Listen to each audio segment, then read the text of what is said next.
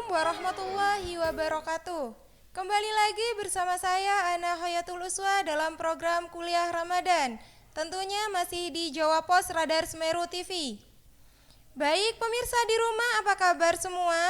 Semoga selalu sehat dan bersemangat dalam menjalani aktivitas puasa di masa pandemi sekarang ini.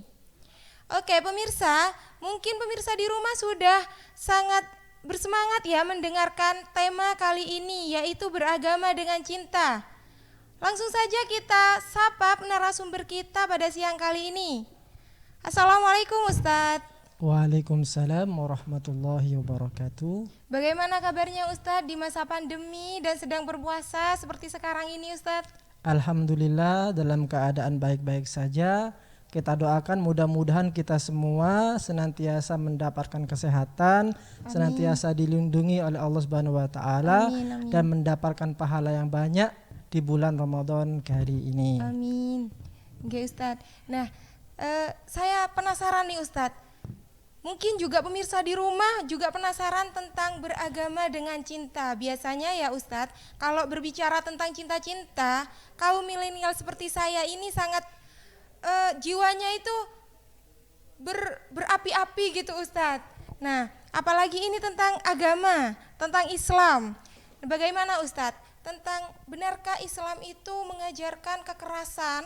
Jika memang tidak benar, terus lantas apa buktinya Islam itu sebagai cinta damai? Seperti itu Ustadz.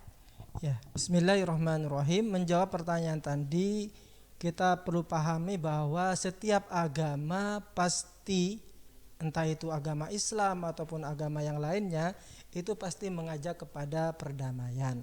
Betul Terkhusus sekali. lagi Islam. Betul. Islam itu jelas sekali mengajak kepada perdamaian. Buktinya apa Islam itu mengajak kepada perdamaian? Pertama kali kita temukan adalah dari sisi nama.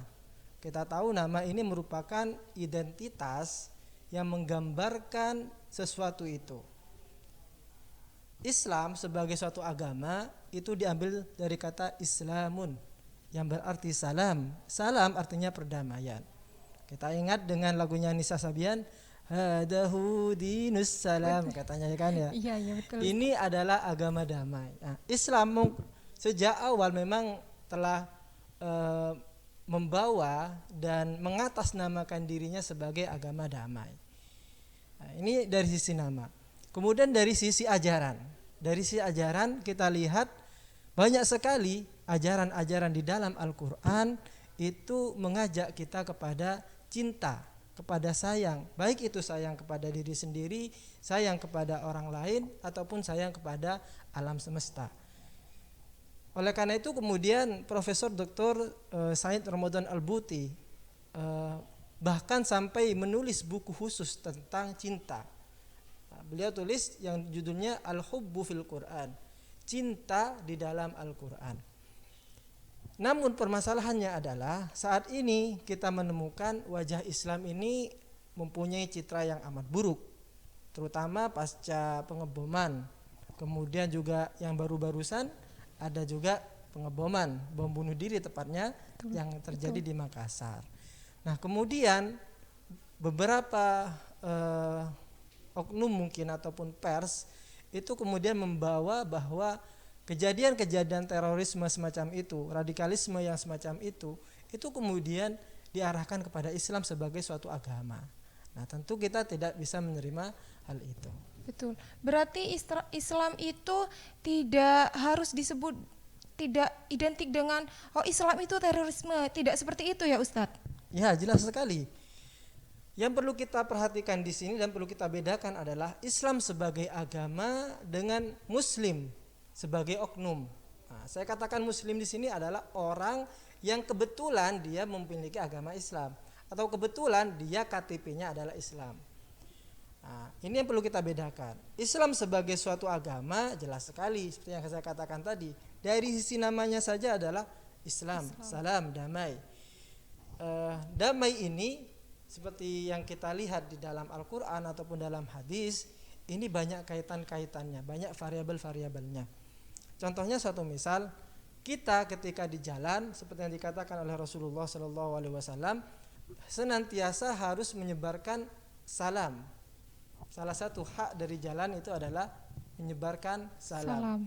Salam dalam hal ini bukan hanya dalam ucapan saja, hanya kita mengatakan assalamualaikum, tidak.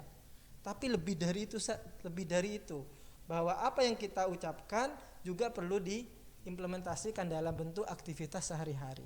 Iya betul sekali Ustadz. Nah cara mengimplementasikannya itu seperti apa Ustadz? Kembali lagi kepada bagaimana Islam memberikan ajaran-ajaran yang kafah, yang menyeluruh kepada umat Islam ini. Contohnya seperti ini. Di dalam Islam kita ketika ada duri ya di jalan ya, ada duri di jalan, karena takut duri ini kemudian membahayakan orang lain, maka kita singkirkan. Ya. Nah, menyingkirkan duri ini termasuk berpahala. Dalam rangka apa? Yaitu dalam rangka untuk menyebarkan kedamaian, menyebarkan cinta kepada orang lain. Rasulullah bersabda, tahadu tahabu, saling berikan hadiah kepada orang lain, maka itu akan memberikan cinta, menumbuhkan cinta. Satu misal, sampean di kampus punya banyak teman.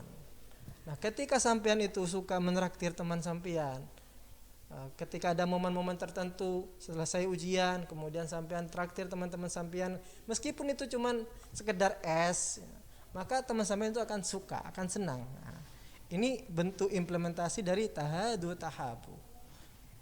Itu bentuk cinta kita ya Ustaz. Ya betul. Bahkan di dalam Islam itu disebutkan bahwa tidak beriman seseorang itu apabila dia tidak mencintai orang lain sebagaimana dia mencintai dirinya sendiri. La yu'minu ahadukum hatta yuhibba li akhihi ma yuhibbuhu li nafsihi. Kita lihat bagaimana para sahabat dulu ketika mencintai Rasulullah Shallallahu Alaihi Wasallam. Mereka bahkan mendahulukan cinta kepada Rasulullah Shallallahu Alaihi Wasallam dibandingkan kepada dirinya sendiri. Nah, meskipun nyawa jadi taruhannya dan itu demi apa yang dicintainya, yaitu demi Rasulullah Shallallahu Alaihi Wasallam, mereka lakukan meskipun nyawa menjadi taruhannya. Ini adalah bentuk bukti bahwa cinta di dalam Islam itu sangat luar biasa. Baik Ustadz, berbicara tentang cinta kita terhadap Islam, biasanya dalam hubungan seseorang itu, Islam itu kan melarang berpacaran seperti itu Ustadz. Tapi kaum milenial sekarang itu, saya mencintai dengan cara Islam saya, dengan cara menjaga si wanita atau menjaga si pria, atau mungkin juga disebut dengan ta'aruf, tapi mereka juga mempunyai ikatan yang namanya cinta seperti itu Ustaz. Masih saling berhubungan, masih saling berkomunikasi, itu bagaimana Ustaz? Ya, seperti yang saya katakan dari awal bahwa cinta ini merupakan sesuatu yang amat besar. Maka oleh karena itu Islam mewadahi cinta ini dengan norma-norma yang telah ditentukan oleh Islam sendiri. Dalam konteks pemuda dan pemudi yang sama-sama dilanda oleh rindu, yang sama-sama dilanda apa yang disebut dengan cinta. Nah, Islam juga mengatur itu semua. Nah, ketika seseorang itu kemudian melewati batas-batas yang telah ditentukan, nah, ini akan bermasalah. Nah, bagaimanakah batas-batas cinta pemuda dan pemudi ini yang sesuai dengan frame yang telah digambarkan di dalam Islam? Salah satunya adalah bahwa cinta itu seperti yang digambarkan oleh hadis, bahwa seseorang itu ketika mencintai orang lain harus berdasarkan atas dasar Allah dan Rasulnya. Jadi tidak bisa kita mencintai seseorang atas dasar nafsu. Iya betul sekali Ustaz. Nah, bagaimana untuk mengetahui bahwa ini adalah berdasarkan dari Allah dan Rasulnya? Kembali lagi kepada aturan-aturan yang ditetapkan oleh Allah dan Rasulnya. Apakah dalam proses kita menuai cinta ini sesuai dengan yang telah ditetapkan? Nah, di dalam Islam, ketika seseorang itu ingin masuk pada jenjang yang diperbolehkan dalam cinta, pertama kali dia akan masuk kepada ta'aruf, saling kenalan. Ta'aruf dalam hal ini ada batasannya, tidak langsung moro-moro ayo kita pergi ke alun-alun gocengan, tidak seperti itu. Ada batasannya. Bagaimana kata ta'aruf dalam Islam?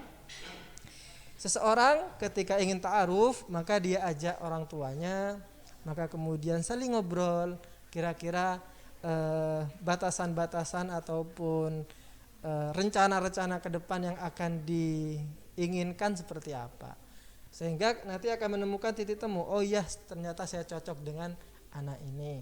Karena ketika kita ingin menyatukan dua pribadi ini, sejatinya kita tidak hanya menyatukan dua orang ini, tidak, tapi dua keluarga yang berbeda. Nah, oleh karena itu saling dikomunikasikan lewat ta'aruf. Baiklah pemirsa, tunggu segmen berikutnya yang lebih menarik lagi, yang akan membahas bagaimana seseorang mencintai non-muslim dan juga muslim, dan bagaimana cara menumbuhkan rasa tersebut. Jangan kemana-mana, tetap di Jawa Pos Radar Semeru TV.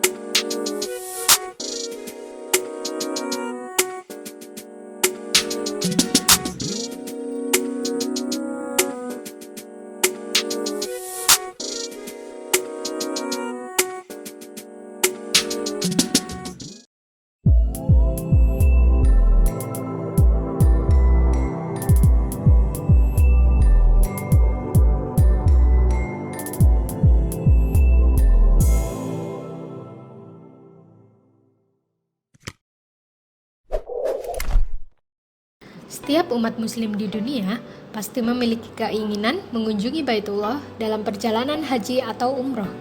Keistimewaan bersama kami berupa keamanan legalitas, harga kompetitif, bimbingan insentif selama umroh, dengan hotel yang dekat dengan Masjid Nabawi dan Baitullah, serta pelayanan prima dari pembimbing kami yang berpengalaman.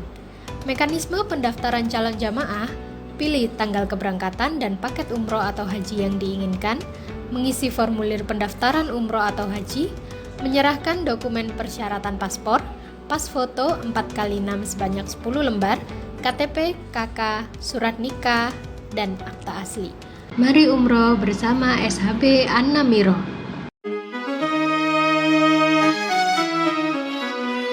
Halo pemirsa, kita kembali lagi di Jawa Pos Radar Semeru TV dalam program acara Kuliah Ramadan. Nah pemirsa, untuk yang selanjutnya kita akan membahas tentang bagaimana kita menumbuhkan rasa cinta kita terhadap muslim dan non-muslim.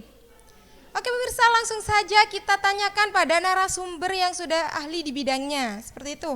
Nah baik Ustadz, saya penasaran tentang bagaimana rasa menumbuhkan cinta kita terhadap non-muslim dan juga muslim dan tentunya Ustadz. Iya. Seperti yang kita katakan di awal tadi, bahwa secara nama dan ajaran Islam itu mengajak kepada damai dan cinta. Hanya saja kemudian dalam implementasinya, dalam real kehidupan kita, terkadang kita menemukan hal-hal yang kemudian berbeda dari konsep yang telah ada. Di dalam Islam kita diajarkan untuk saling mencintai. Tahadu tahabu, dalam bentuk kita memberikan hadiah kepada orang lain, maka kita juga akan saling cinta kepada orang lain. Nah, dalam konteks kehidupan sehari-hari, kita tidak terlepas dari dua kategori. Yang pertama adalah kategori muslim, artinya yang seiman dengan kita. Kemudian yang kedua, yang non-muslim ataupun yang tidak seiman dengan kita. Dalam konteks ibadah, i'tiqad atau kepercayaan, jelas sekali Islam dalam hal ini sangat jelas sekali memberikan batasan bagaimana non muslim dan muslim dalam masalah i'tiqad ataupun masalah kepercayaan. Allah berfirman, lakum dinukum waliyadin, ya agamaku agamaku, agamamu agamamu. Jika engkau ingin beribadah di gereja maka silahkan. Jika kami ingin sholat di masjid maka ya tentu disilakan. Artinya dalam ranah agama dipersilakan masing-masing. Apalagi kemudian dalam konteks negara yang dipimpin oleh orang-orang Islam. Jika di zaman dahulu itu ada namanya Daulah Islamiyah, di konteks saat ini ada Negara Kesatuan Indonesia yang kebetulan presidennya itu adalah Muslim dan kabinet-kabinetnya juga ada beberapa yang Muslim dan non-Muslim, itu saya kira tidak ada masalah. Islam mengaturnya itu semua dengan begitu detail. Bagaimana cara kita untuk mengetahui bahwa Islam mengatur dengan begitu signifikan tentang bagaimana mencintai orang Islam dan mencintai non-Muslim?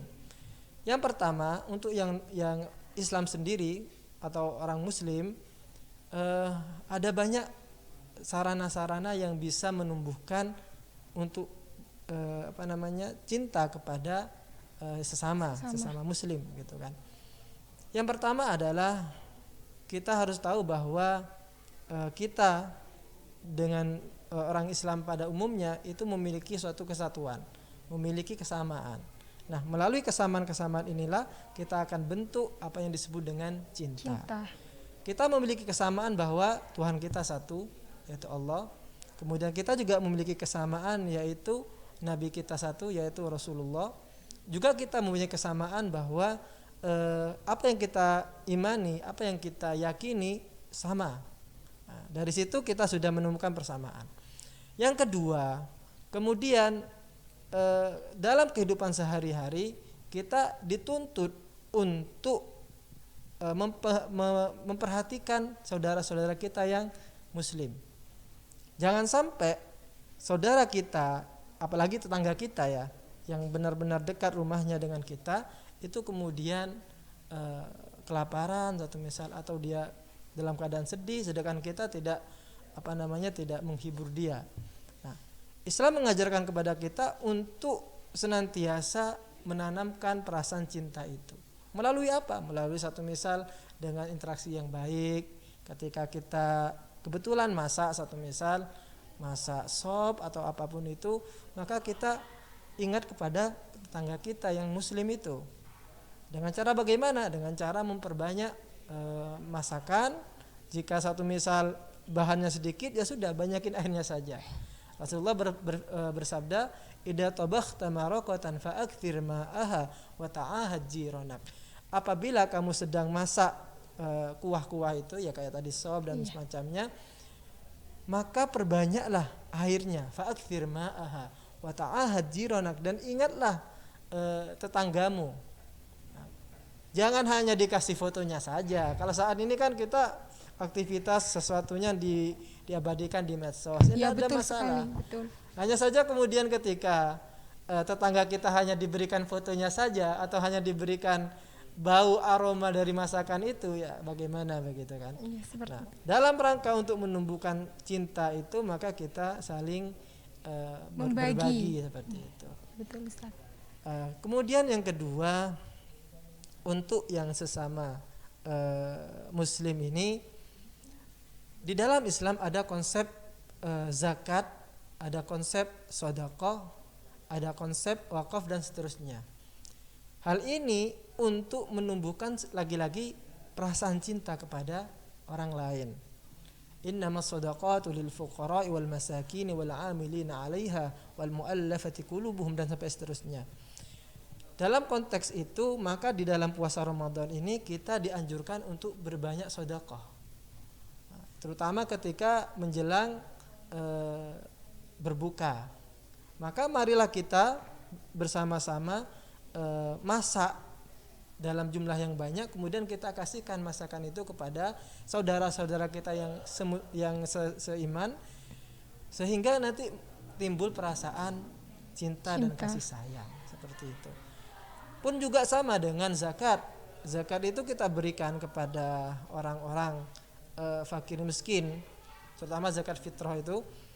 Setelah kita merasakan bahwa di dalam puasa itu, oh begini loh sengsaranya lapar, oh begini loh sengsaranya tidak punya sesuatu yang bisa dimakan. Nah, dari puasa itu kita bisa mendapatkan sugesti bahwa apa yang dirasakan oleh saudara-saudara kita yang muslim, yang kebetulan dia tidak tidak cukup dalam kehidupan sehari-hari, sehingga kemudian muncullah perasaan sayang, perasaan cinta. Ya, betul sekali. Jadi dalam menumbuhkan rasa cinta terhadap sesama muslim itu kita harus pertama memiliki rasa kesamaan, yaitu percaya kepada Allah dan Nabi kita satu, seperti itu Ustadz. Dan yang berikutnya adalah bagaimana kita menumbuhkan rasa cinta kita terhadap sesama teman, sesama tetangga ataupun lingkungan sekitar, dan tetap beramal dan sodakoh seperti itu pemirsa. Nah, berbicara tentang ini Ustadz, biasanya teman kita kan bermusuhan, dan ada juga termasuk saya pernah juga seperti itu Ustadz. Lalu saya itu merasa, saya tidak mau menyapa dia terlebih dahulu karena ini bukan salah saya, seperti itu. Kan itu artinya saya sudah tidak punya cinta terhadap dia, seperti itu Ustadz. Nah, itu bagaimana Ustadz? Di dalam kehidupan sehari-hari terkadang gesekan-gesekan berupa konflik-konflik itu terkadang pecah dan terjadi. Hal ini wajar. Hanya saja yang tidak wajar itu adalah ketika dua orang atau lebih ini yang bermusuhan ini kemudian tidak saling sapa. Apalagi sampai kemudian batas 3 hari. Rasulullah menyebutkan bahwa jika ada dua orang Islam kemudian saling bermusuhan, tidak saling sapa sampai 3 hari, maka mereka akan mendapatkan murka dari Allah. Nah, supaya kita tidak mendapatkan murka dari itu, maka kita harus introspeksi diri. Kita lihat bahwa oh iya, mungkin teman saya punya salah ke saya. Wajar, karena kenapa? Karena dia manusia. Terkadang lelucon ataupun kita niatnya bercanda sebenarnya, cuman kita menanggapinya atau teman yang menanggapinya itu terlalu serius sehingga terjadilah konflik. Ya, betul. Nah, kalau kita pahami itu sebagai suatu candaan dan kita lupakan, ya sudah, tidak akan terjadi konflik itu. Nah, terlepas dari itu semua, konflik sudah terjadi, maka bagaimanakah cara untuk memecahkan konflik itu? Pertama, kita harus yakini bahwa orang yang meminta maaf itu yang lebih utama, meskipun kita tidak bersalah. Jadi teman kita yang salah sebenarnya, tapi kita sebagai pribadi yang baik, maka kita menyadari bahwa oh iya, saya harus minta maaf kepada dia. Untuk apa? Untuk mendinginkan hatinya supaya tidak panas. Pada akhirnya dia nanti akan sadar sendiri, oh iya saya yang salah, maka saya juga harus minta maaf. Maka jangan segan-segan untuk meminta maaf duluan. Jadi kita harus mengalah seperti itu ya Ustadz? Ya. Mengalah bukan berarti kalah. Ya, betul. Baiklah Ustadz, mungkin hanya sekian perjumpaan kami. Mungkin ada pesan untuk pemirsa di rumah? Dari pembahasan yang kita bahas pada siang ini, maka jelas sekali bahwa Islam sebagai agama itu adalah agama yang damai. Dan saya kira bukan hanya Islam saja, semua agama itu mengajak pada perdamaian. Terkhusus Islam sendiri jelas sekali dari identitas namanya sendiri itu mengajak kepada perdamaian. Islam artinya salam. Salam di dalam tradisi Islam itu bukan hanya kita sebarluaskan kepada orang Islam saja, tidak, tapi juga non-Muslim juga. Bahkan bukan hanya itu, lebih dari itu, bahwa konsep perdamaian di dalam Islam itu juga disebarluaskan kepada orang mati. Buktinya apa? Buktinya ketika kita lewat di kuburan, kita mengatakan assalamualaikum ya ahlal kubur. Ya, betul. Seperti itu. Kemudian bagaimanakah kita sebagai seorang Muslim yang membawa Islam, yang mencerminkan Islam ketika di dalam kehidupan sehari-hari, supaya kemudian Islam itu terekspos di luar sebagai agama yang damai. Pertama, kita harus sadar diri bahwa kita sebagai umat Islam itu harus saling sayang. Bukan hanya sayang kepada diri sendiri, juga sayang kepada saudara-saudara kita yang muslim, juga sayang kepada saudara-saudara kita yang non muslim. Nah, kemudian yang kedua, untuk menumbuhkan perasaan sayang ini salah satu caranya adalah dengan cara berbagi. Nah, momen Ramadan ini merupakan momen yang tepat untuk kita saling berbagi. Bukan hanya kepada orang Islam saja, juga berbagi kepada orang yang non muslim. Kalau saya tidak punya apa-apa Ustaz, tidak apa-apa, senyum saja itu sudah berbagi. Tabassamuka fi wajhi akhika shadaqah. Senyummu kepada saudaramu itu adalah sedekah. Mas, ini kan belum dibahas tentang cinta kita terhadap non muslim ya. Non muslim belum. Anu ya Mas, non muslim nanti penutupnya udah gitu ya. Oke. Iya, non muslimnya belum.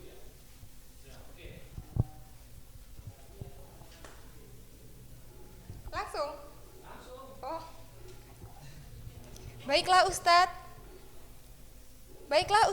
tadi sudah dijelaskan bagaimana rasa cinta kita, bagaimana cara menumbuhkan rasa cinta kita terhadap sesama muslim. Nah, yang saya tanyakan ini bagaimana menumbuhkan rasa cinta kita terhadap non muslim seperti itu. Mungkin pemirsa di rumah juga menunggu hal ini ya. Oke Ustadz, silahkan dijelaskan.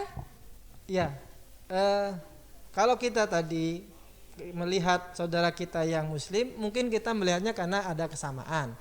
Karena kesamaan i'tiqad, kesamaan identitas, yaitu sama-sama muslim. Nah, kalau sama non muslim, kan kita di sini sudah berbeda. Bahwa ini saya Islam, ini non muslim. Maka kita coba tingkatkan persamaan itu kepada persamaan yang lain. Oh, ini saudara saya yang non muslim ini sama-sama manusia. Seperti saya juga manusia. Dari persamaan itulah maka kemudian kita bangun relasi yang baik, karena kita di dunia ini ya hidup bersama manusia yang lain. Berketergantungan ya, seperti betul. itu. Kita tidak bisa hidup dengan sendirian seperti ini, apalagi di suatu lingkungan di mana kita sendirian yang Islam, yang lainnya non muslim satu misal. Nah, maka kita akan merajut hubungan dengan non muslim juga. Dalam hal ini Islam sudah mengatur itu semua. Mengatur bagaimana merajut hubungan dengan non muslim. Tidak usah jauh-jauh, kita lihat bagaimana Rasulullah SAW. Rasulullah sendiri pamannya adalah non muslim. Abu Thalib itu adalah non muslim. Ada lagi paman beliau yang lain yang memusuhi Rasulullah. Jadi ada paman yang mencintai Rasulullah karena itu dianggapnya sebagai keponakan gitu ya, keponakan dengan paman, sama-sama manusia seperti itu. Sedangkan yang lainnya seperti Abu Jahal, Abu Lahab, sama-sama juga paman. Hanya saja menganggap Rasulullah itu sebagai rival, sebagai musuh seperti itu. Nah, Rasulullah ketika berhadapan dengan Abu Thalib itu luar biasa sekali. Menampakkan sosok ini adalah paman saya, maka saya harus ayomi itu. Nah, caranya bagaimana? Caranya adalah kita lihat bahwa beliau ini adalah sesepuh kita yang perlu kita hormati. Ini kalau ada kekerabatan begitu ya. Tapi kalau tidak ada hubungan kerabat sama sekali, kita tahu bahwa Rasulullah ketika nyampe di Madinah itu multi agama. Ya, Nasrani di situ ada, Yahudi ada, penyembah berhala juga ada. Apakah kemudian Rasulullah lantas memerangi mereka? Tidak. Rasulullah kemudian mengajak mereka untuk duduk bareng, kemudian berbicara bersama-sama, kira-kira ke depan bagaimana.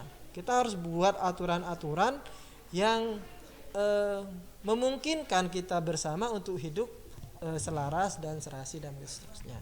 Pada intinya kita harus menghargai seperti saling itu. Menghargai itu adalah kunci dari perasaan cinta yang akan muncul di antara kita bersama. Iya, baik Ustadz. Tetapi Ustadz, berbicara tentang menghargai, biasanya di zaman yang sekarang ini kita itu sangat sulit menumbuhkan rasa menghargai itu, Ustadz. Nah, mungkin ada tips dari Ustadz agar kita bisa mudah dapat menghargai orang lain, apalagi yang beda agama dengan kita, seperti itu, Ustadz. Ya, kita harus lihat itu dalam konteks bahwa kita menghargai orang lain, terutama yang non muslim, itu dalam konteks untuk meneladani Rasulullah Shallallahu Alaihi Wasallam. Kita niatkan seperti itu.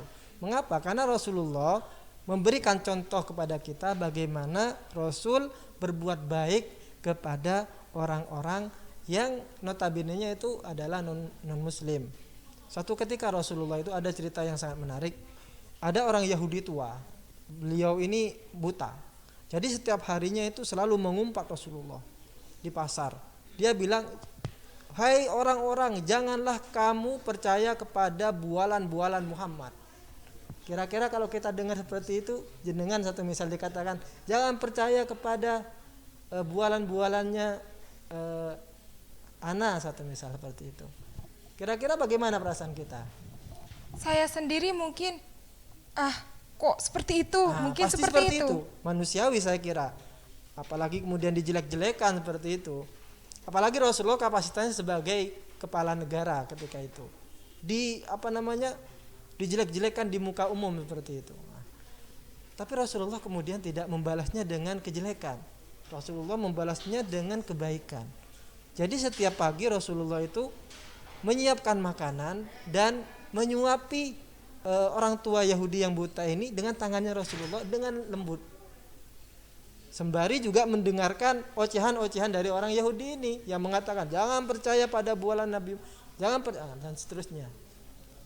Tetap sabar Rasulullah. Nah, suatu ketika kemudian tidak ada lagi orang yang tiap pagi memberikan makan kepada si buta ini. Akhirnya si buta ini bertanya, mana orang baik yang senantiasa memberikan saya makan setiap hari ini. Datanglah kemudian Abu Bakar, karena Abu Bakar sebelumnya bertanya kepada anaknya yaitu Siti Aisyah, amalan apa yang belum pernah dilakukan oleh saya dan telah dilakukan oleh Rasulullah. Kata Siti Aisyah, ada, yaitu memberikan makan kepada orang Yahudi tua di pasar. Akhirnya datanglah Abu Bakar ke sana. Ya seperti biasanya dia mengumpat, mencela, jangan percaya pada Muhammad, itu pembohong dan seterusnya. Abu Bakar karena cintanya yang besar kepada Rasulullah tidak terima. Ini kok ada kekasih saya kok di lo seperti ini gitu kan ya. Akhirnya kemudian Abu Bakar ini memberikan makanan kepada sang buta ini dengan dipaksa seperti itu. Sang buta ini menyadari ini bukan orang yang selama ini memberikan makan saya. Kemudian tanya orang buta ini, wahai, anggaplah Kisana gitu ya, wahai Kisana, kemana orang yang biasanya memberikan makan saya setiap hari ini? Kemudian Abu Bakar berkata, sungguh orang yang memberi makan kepadamu setiap hari ini telah meninggal. Akhirnya dia sedih. Kemudian dia tanya, kalau boleh tahu siapa yang memberikan makan saya setiap hari ini? Kemudian Abu Bakar menjawab, itu adalah Rasulullah Muhammad yang senantiasa kamu celah setiap hari, seperti itu. Jadi intinya dari kisah ini, jika memang ada orang yang berbuat baik atau berbuat buruk kepada kita dan kebetulan itu non muslim, maka kita balaslah dengan kebaikan seperti itu. Baiklah Ustadz, terima kasih atas apa yang sudah dijelaskan Ustadz. Saya sampai merinding Ustadz. Baiklah pemirsa, dapat disimpulkan bahwa Nabi Muhammad kita dapat menghargai dan menghormati orang yang non muslim. Kenapa dengan kita tidak? Seperti itu. Oke, mungkin hanya sekian perjumpaan kita di season ini. Tetap ikuti protokol kesehatan dan jangan lupa ikuti kuis yang diberikan oleh narasumber di kolom komentar Jawa Pos Radar Semeru TV. Terima kasih. Wassalamualaikum warahmatullahi wabarakatuh.